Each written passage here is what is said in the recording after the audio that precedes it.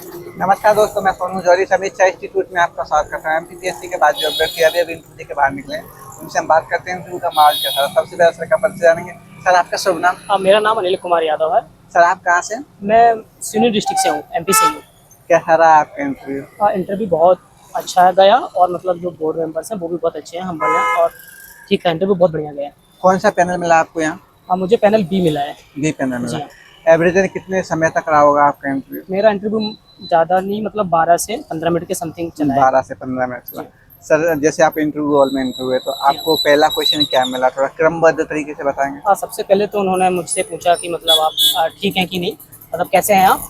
और फिर उन्होंने मतलब बस सबसे पहले तो उन्होंने मुझे बिठाया, फिर उसके बाद उन्होंने पूछा कि आप कैसे हैं, तो मैंने बोला ठीक हूँ मैम।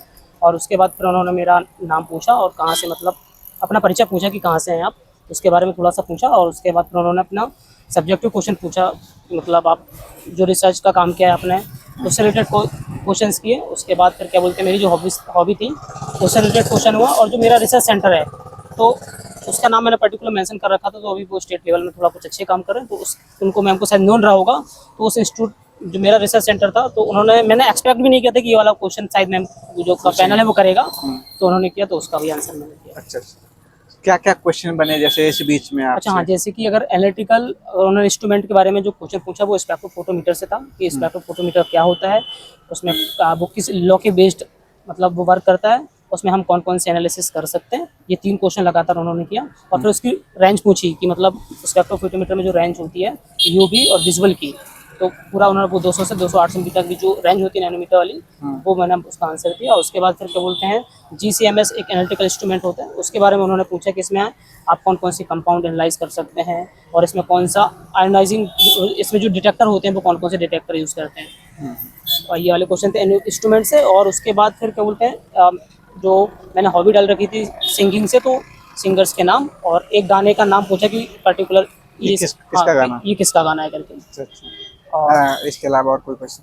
इसके अलावा क्वेश्चंस जो हुए, बाकी वो मेरे रिसर्च पेपर से रिलेटेड कुछ क्वेश्चन हुए थे कि आपने जो पेपर रिसर्च पेपर जो किया है उसमें जो आपने पर्टिकुलर जो कंपाउंड सेपरेट आउट किया तो उसका क्या मेडिसिनल यूज़ है।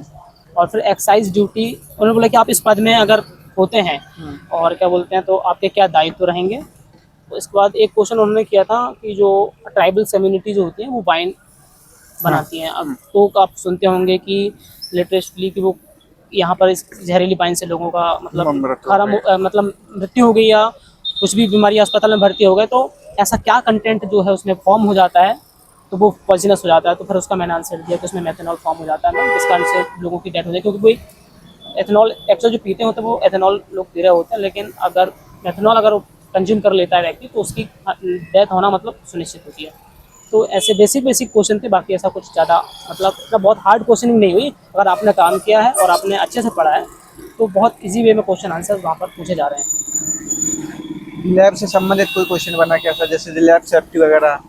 लैब से रिलेटेड क्वेश्चन तो मैं उन्होंने नहीं पूछा, इंस्ट्रूमेंट से रिलेटेड क्वेश्चन पूछा उन्होंने। ओके, IR वगैरह और कोई? नो, सिर्फ उन्होंने मुझसे GCMS स्पेक्ट्रोफोटोमीटर इनके बेस में क्वेश्चन ही पूछा था। 2 इंस्ट्रूमेंट उन्होंने यूज़ किया मुझसे क्वेश्चन पूछने के लिए। हाँ सर, जो अभ्यर्थी तैयारी कर रहे हैं फ्यूचर में, उनके लिए आप अपनी तरफ से क्या क्या सुझाव देना चाहेंगे? हाँ, मैं तो बस ये सजेस्ट करूँगा कि बहुत ज़्यादा मतलब बहुत एडवांस पढ़ने की आवश्यकता नहीं। जो आपने काम किया है उसमें उस जो काम है उसको पर्टिकुलर सेपरेट आउट करके देख लें, उसको अच्छे से स्टडी कर लें। अगर आपके पेपर पब्लिश हैं तो उसमें जो आपने क्या पब्लिश किया है, उस अगर आप केमिस्ट्री बैकग्राउंड से हैं तो उसमें केमिकल कंटेंट क्या आपने सेपरेट आउट किया है, या जो आपकी रिसर्च है वो देख लें।